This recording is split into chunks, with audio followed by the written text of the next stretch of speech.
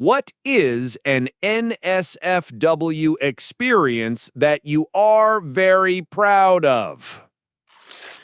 Okay. Welcome to the intersection of pride and poor life choices. Ask Reddit, but every answer gets worse. I broke into my girlfriend's apartment to do her dishes. She came home to a spotless kitchen and me, naked on the couch, holding a rose. Best reaction I've ever gotten. Okay, hold on. We need to acknowledge the artistry here. This isn't just a nice gesture. This is psychological warfare of the highest, most romantic order. He committed a reverse BNE. He didn't steal valuables. He added value. He infiltrated enemy territory armed with nothing but a sponge and raw sexual confidence. This is Ocean's 11 with more soap suds and less George Clooney.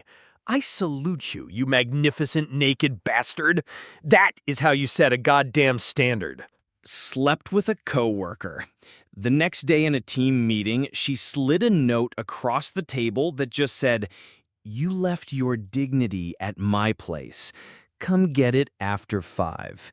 I've never been so terrified and turned on in my life. This is a power move of apocalyptic proportions. That's not a note. That's a goddamn subpoena for your soul. And she served it to you during a discussion about quarterly earnings. You're sitting there trying to remember the Q3 sales figures while simultaneously processing a threat that is also a mating call. She didn't just acknowledge your encounter, she weaponized it in a corporate setting. She owns you now. You belong to her and the 4th floor conference room.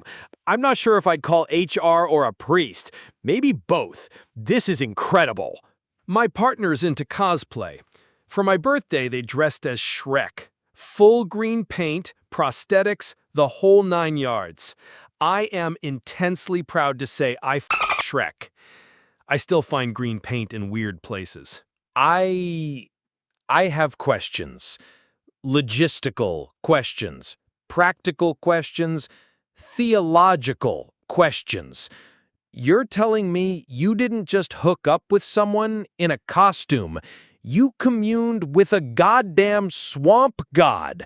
The full prosthetics, the paint, the sheer commitment to the bit. You're finding green paint for weeks? That's not just a memory, that's a goddamn forensic investigation into your own divine encounter. You didn't just Shrek, you looked into the onion-layered abyss of existence, and the abyss stared back with a Scottish accent. During the act, I accidentally yelled out the wrong name. My girlfriend stopped, looked me dead in the eye, and whispered, "Who the heck is Jessica?" Without missing a beat, I dropped to one knee and proposed. We've been married 10 years. The presence of mind, the unmitigated gall. Most people would crumble. They'd apologize, cry, maybe fake a heart attack and die of shame on the spot.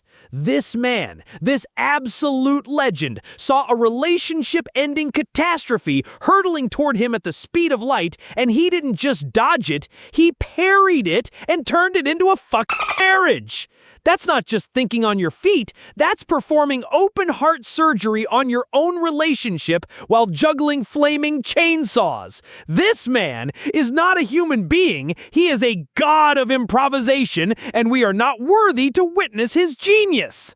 We did it in the rare books section of the public library, right next to a first edition of Moby Dick. I finished on page 87. I heard a librarian cough. I think part of my soul is now bound to Herman Melville's ghost.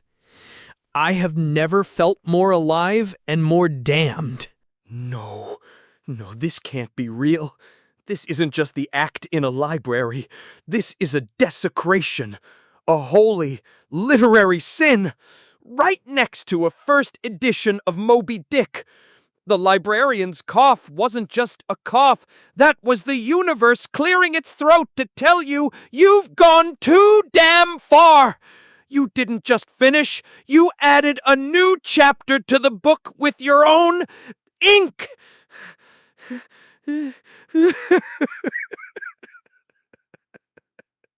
Pride is a sin, and apparently so is literature. What have we become? Subscribe before I check you out of the library of damnation.